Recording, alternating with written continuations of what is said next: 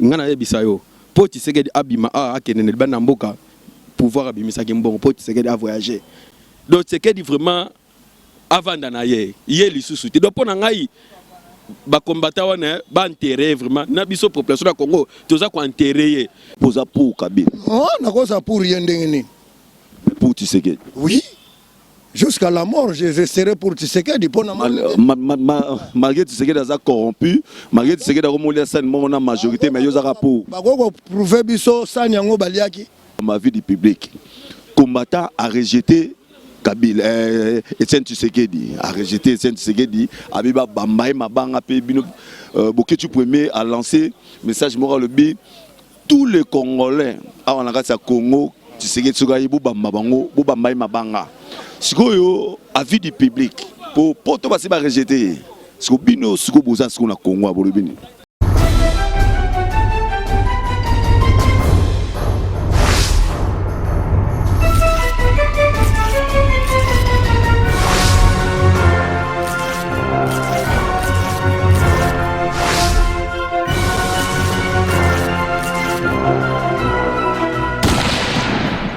Salut, Sadi Freddy Akimbe Doli Lorea, moto azara toujours derrière l'actualité.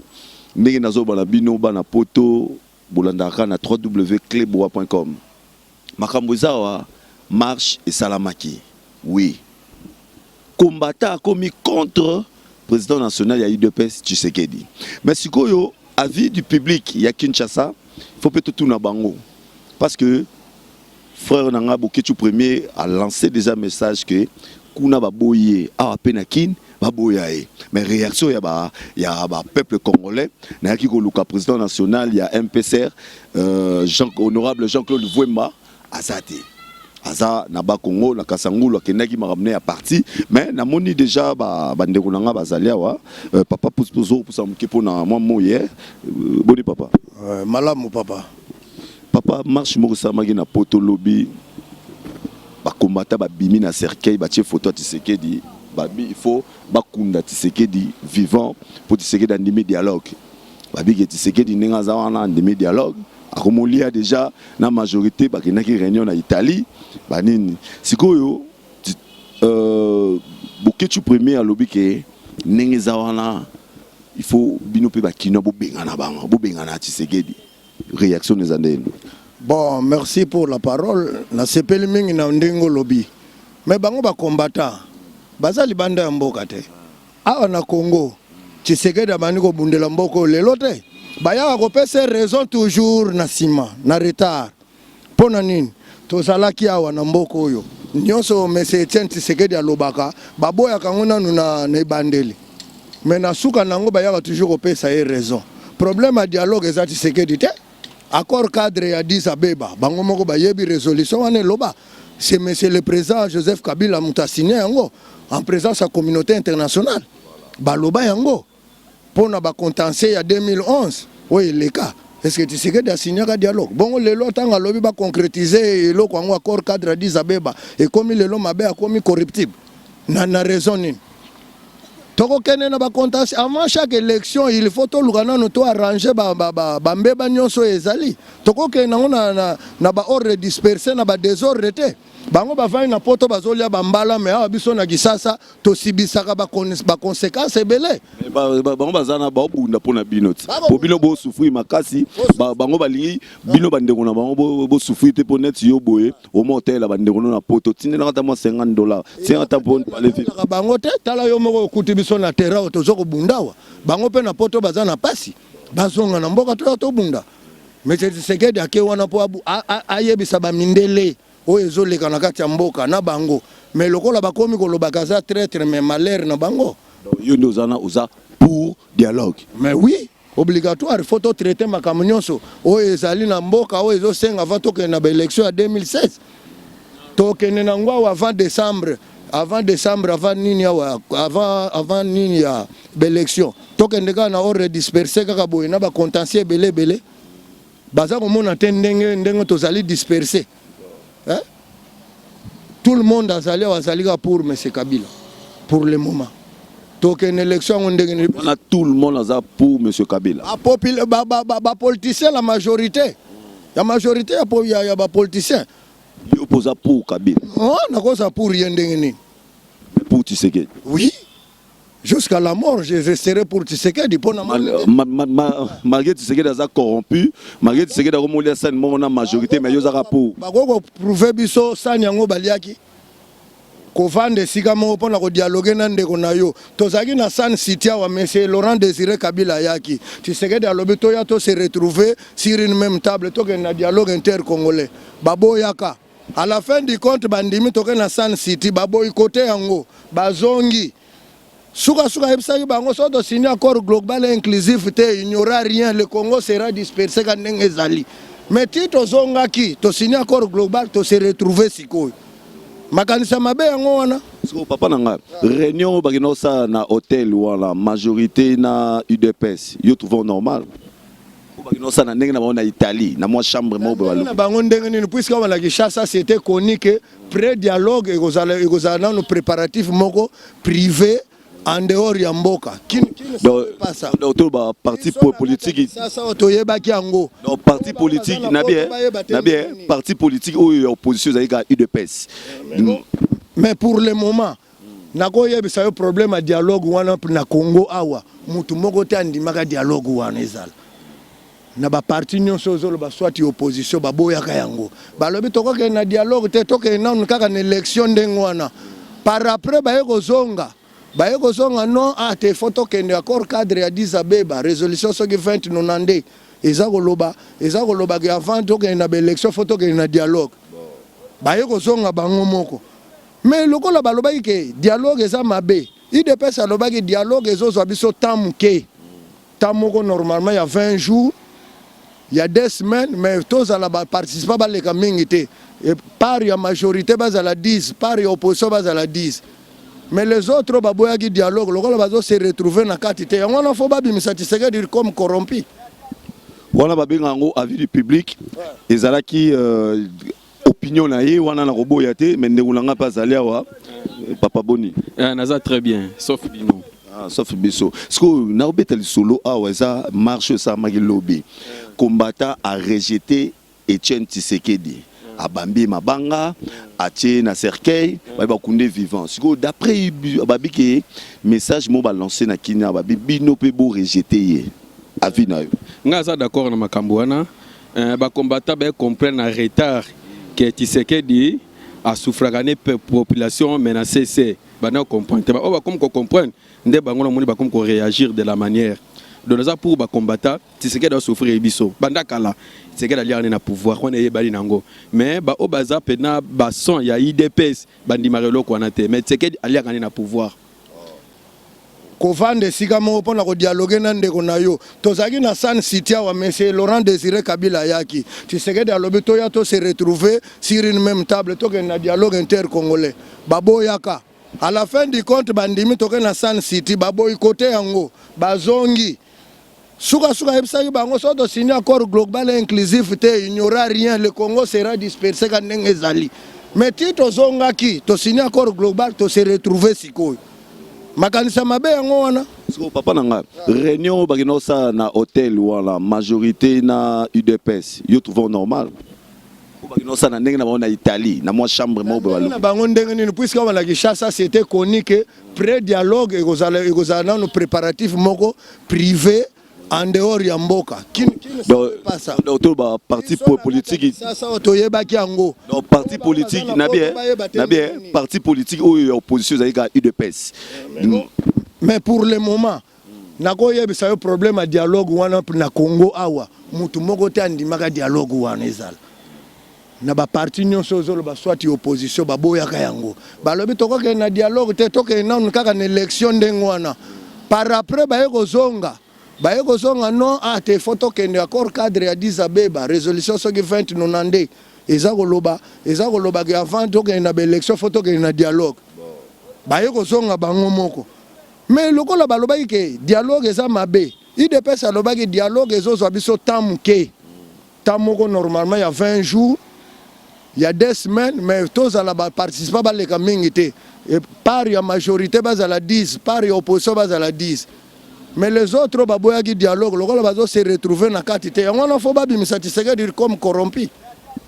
Wana babenga yango avis du public ezalaki opinion na ye wana na roboya te mais ndekulanga pa zali awa papa Boni naza très bien sauf bino sauf biso parce que na obeta solo awa eza marche ça maki lobby combattant a rejeté Etienne Tshisekedi abambi mabanga atie na cercueil ba kunde vivant siko d'après babiki message mo balancer na kina babi bino pe bo rejeter ye avis na yo nga za d'accord na makambo wana ba combattant ba comprendre en retard que Tshisekedi a souffragane population menacée c'est ba na comprendre on va comme comprendre nde bango na moni ba comme réagir de la manière donc ça pour ba combattant Tshisekedi a souffrir biso banda kala Tshisekedi ali na pouvoir on est bali nango mais ba obaza pena ba son ya IDPS bandi marelo ko na te mais Tshisekedi ali na pouvoir ngana yebisa yo po Tshisekedi abima akene bana mboka pouvoir abimisa kimbongo po Tshisekedi a voyager donc tant qu'il y a la population, le peuple d'abord, le peuple d'abord, mais en l'occurrence intérêt à la population Tshisekedi. On a même Sabine za solo. Balobara adage mo balobara so ma ise so pani moi le rotango za la susciter. Donc maman aussi to leki nango to kozonga nango te. Mama de c'est le cas déjà kala. Yes quoi so dialogue pour nani. Au cela to que déjà to que ce vers élection. Au cela to ko na dialogue élection ce quotidien. Pour toi c'est la lobby to na voter déjà. Parce que pour pouvoir o ya ko voter. Ozomona biso mambona Tshisekedi susciter d'abord na âge a commis nango na makambo to comprendre makambo sala si to bayeye to zala ki simane to comprendre ngana Tshisekedi vraiment yaza na ye bien mu Tshisekedi yaza na ye bien na bana na ye tela so céder ko mwana na ye ozomona mais biso to souffrir donc to luka pena donc to mona on dirait que opposition c'est l'IDPS or que to ne comme cause parce que tu comprends que opposition dans l'IDPS cité donc Tshisekedi vraiment avant d'anayer hier les sous-soutés donc pour n'angai ba combattant wana ba enterrer vraiment na biso population na Congo toza ko enterrer surtout l'ingis na leadership mosusu ya IDPS les sous-soutés IDPS ba sala aventure mingi na Congo toza la kana Mobutu bazo apprendre biso ba lia kana Mobutu kutu bana Mobutu ba ko benga noko to mona ko ndeba ironie lokola ba imo nzo la pe mamba solo to les sous-soutés les sous na Mobutu akei to komi na Kabila le père Koutou Kabila père, je la félicite parce que a comprenait que tu peux en malam. Mais Mobutu a ce pouvoir quelque part d'être par soupçon et pas Tshisekedi. Ozomone, mais Makamba Tshisekedi, ils ont brillé Congo, ils ont brillé peuple congolais. Donc si tu comprends que Tshisekedi est sous-souté, donc tu lignes dans Makambo de Nyons tout, na Makambo ya moi, les loba l'ité de sorte que moi nanae a comme soit tu peux même ministre soit un poste na majorité kuna. Ozomone que azan opposé. Donc habité par là au lingo baksa suni na répondre te ngala baksa ni susu wanezaki avina yo batutu bayoki ba comprendre que yoza contre Makamba Tshisekedi ça contre Makamba Tshisekedi mambo élection si déjà mambo élection c'est message on comment message nango déjà donc lobby Congo yo vanda nango pe ozomona Makamba dialogue wana loka si baboya kango et c'est peut-être un avantage à IDPS loka si baboya ko mo pandémie tout comme ça, la logique, monsieur. Donc, c'est le cas. Maman va dialogue, il y a un dialogue, transition, to boyango, to lingangote. Tout que vers élection. Donc, les lotis, c'est que ça y a au bas même à bang. Nana lingakete, nabana ko lingé, mais depuis na comprenant, tala, to souffrir, to ko tang sabana terre. On dit que ko tang sabana terre. Naba koko ne ba tanga ba ya bien, mais ne bisa atana fief ne mo na so na mbujime so na atongate, asana base asirité. Ozomona, na Congo pays, l'accent immeuble à Tshisekedi. Mais ça bien. Mais ça na immeuble na boulevard. Ah, kolanda te na zo bisao par rapport à mbongo banki wala. Yo kana bisao mbongo Tshisekedi azuya. Ale mutu mo tonga taba ba compagnie belé na Congo yoyo. Ozomona, tsika mutema mabe, ba tu vas souffrir. Moni ki o babaka nde babaka o molu ba soka zu vraiment pouvoir. Ba ko nyata biso ka bakaya sa. Ezala ka solo ba mo pe ba lobaka ngo. Donc tu repères son pouvoir te. Baluba bo sidikate waneza afina ene na habité bandeko bozawa ndeko langa pa koloba ndeko langa ndeko neni. Ouais, bien. Ezaka likambo ya vie du public. Vie du public pour ça non bo pona moyoyo ezaka likambo ya vie du public. Combattant a rejeté Kabila Etienne Tshisekedi a rejeté Etienne Tshisekedi abiba bambaye mabanga pe bino boketu premier a lancé message moral le bi tous les Congolais à la Congo, tu sais que tu as mabanga. Ce que avis du public pour tout passer par rejeter. Ce que bino ce que boza ce qu'on a Congo à Bolivie. Bon, biso nga étant que Congolais, Kinois, né grandi na Kin. Donc on a souci mboko pour moni RDC. En tout cas, ndenge nzambe pena asa mokele na e mboka moko te kokani na RDC. Ata to lula ba poto ngo États-Unis, soko tali en réalité RDC pena ya mboka moko béni et puis choisi par Dieu. Omoni mais problème est biso ba bitan o nzambe atie na kata RDC parfois tout so comprendre te. Omoni ko bamba leader munene lokola Tshisekedi Mabanga.